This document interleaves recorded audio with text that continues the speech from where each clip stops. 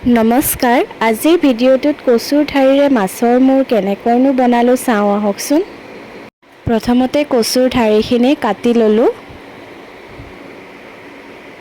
ইয়াৰ পিছত কাটি লোৱা কচুৰ ঠাৰিখিনি বইল কৰি ল'ম।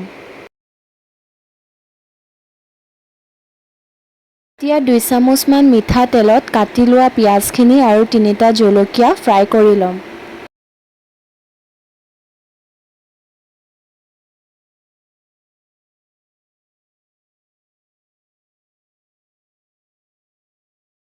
পিঁয়াজখিনি ৰঙচুৱা নোহোৱালৈ ভাজি থাকিব লাগিব।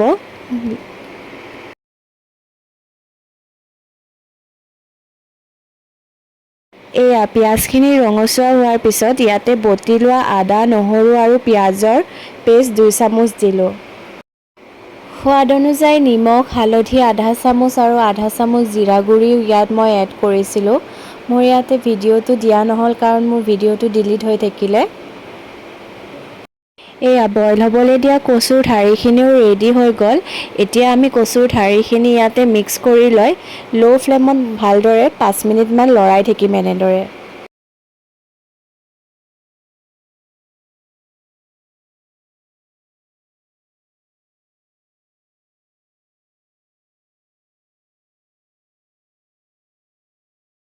পাঁচ মিনিটমান লৰাই লোৱাৰ পিছত ইয়াতে ভাজি লোৱা মাছৰ মূৰখিনি এড কৰি দিলোঁ।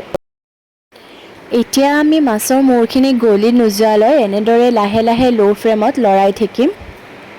আৰু ইয়াতে যিখিনি কচুৰ পানী আছে, কচুৰ পানীখিনিও শুকাই যাব লাগিব। গতিকে কচুৰ পানীখিনি শুকাই নোযোৱালৈকে ল' ফ্লেমত 10-15 মিনিটমান এনেদৰে ভালদৰে লৰাই থাকিম।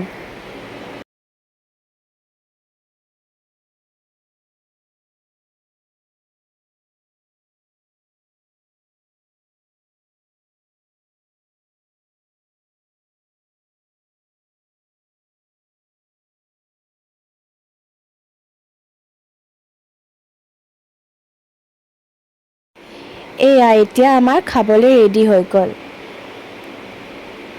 ভিডিঅ'টো কেনেকুৱা লাগিলে আপোনালোকে নিশ্চয় জনাব। ভাল লাগিলে প্লিজ লাইক এণ্ড শ্বেয়াৰ কৰি দিব।